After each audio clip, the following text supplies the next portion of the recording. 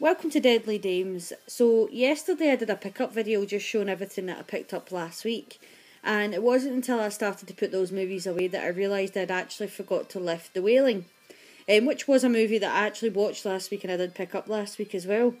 So I thought rather than doing a lonely little one movie pickup video that I would do a review on this movie because it was an outstanding film. Basically, The Wailing is about this small town. It is another Korean movie, so it's about this small town where you kind of gather that not much happens in this town. It's quiet and peaceful, and I think kind of everybody knows everybody in this town. And you're sort of following, it's mainly just the one police officer, but you do see like a couple of them. And they're kind of like bumbling fools, and I think it's mainly because you could tell it's like a sleepy little town where nothing really happens, so they're not used to having to actually deal with anything that serious. But in this story, suddenly everyday normal people start to go crazy and kill their loved ones and kill their friends, and you're sort of following these police officers trying to suss out what's happened. Now, to start with in this story, it kind of touches on humour, the way that the police officers are, because they're not very bright in this movie. Like, some of the things they do, like picking up evidence and stuff like that, and then hiding. And there's a scene where like a woman appears at the window and two of them are hiding, and it is kind of comical watching it. So it does start off that way, even though the murder scenes in it are gruesome. It is kind of comical watching the way that these guys are reacting. But it quickly becomes quite a dark movie, and it's when the daughter of the main police officer you're following falls ill with the same sort of rash and virus that the people who have been going crazy have. It is a really, really good movie. It's a bit of a slow movie, so I wouldn't put it on thinking that it's fast-paced, and it's certainly not as fast-paced as I Saw the Devil. It is more slow, and it builds more atmospheric on itself than anything else. I think the acting's very good in it. At parts you do sort of struggle to understand exactly what characters they're kind of talking about. There's a lot of referring back to something that happened for previous characters, so they do put little like flashback scenes in to try and keep you in the loop of who they're talking about, and I found that a little bit sort of disjointed, but overall the movie flowed pretty well.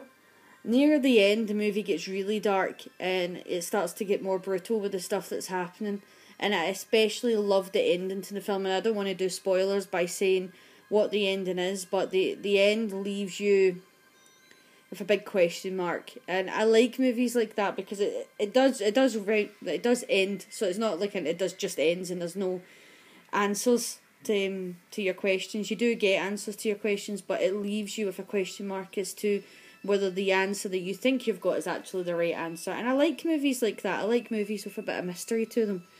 The scenery of the movie is perfect because it plays on the isolation. It's quite obviously a town which is quite far away from civilization, and it's sort of like a little self-made town where perhaps there's not as many people to run to for help. And I liked that. I liked the idea of being sort of lost in the wilderness and away from civilization, where it was kind of harder to get, like, you know, you're not going to have the FBI walk in because it's just a small village with this little tight-knit group of police officers. I liked that, and I think if anything, there's the young girl that's in this should have won an Oscar for the performance in it. I mean, she looks about 6 or 7 years old, but the performance that this little lassie gives is just outstanding. She plays sad, happy, hysterical, crazy. Just literally, she plays every emotion. I mean, it was like watching The Exorcist when, you know, obviously you've got Linda Blair's character going through all this. The little kid in this does it like 10 times over. She's the best thing in the movie, if you ask me. I think she's phenomenal in it. Her performance is just outstanding.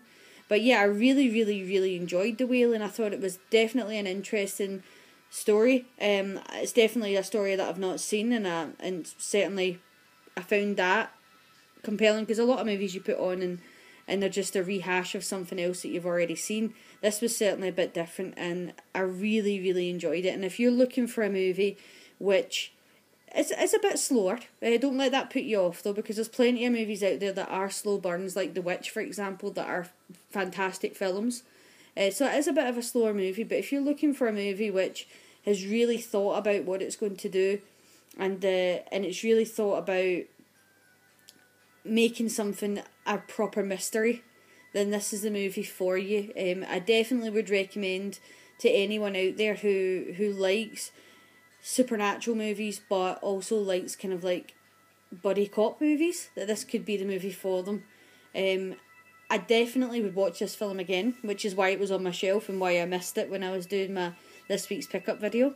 So hopefully you pick this film up and you watch it as well and enjoy it as much as I did. But anyway, I just thought I would do a wee review on it rather than doing a just I forgot to put this in the pickup. And hopefully you liked it. If you want to ask any questions about it, just leave the comments below. You know I'll get back to you. And if you've seen it and you think it's as good as what I did, just leave the comments as well. As always, thank you for watching. Please like and subscribe and take care.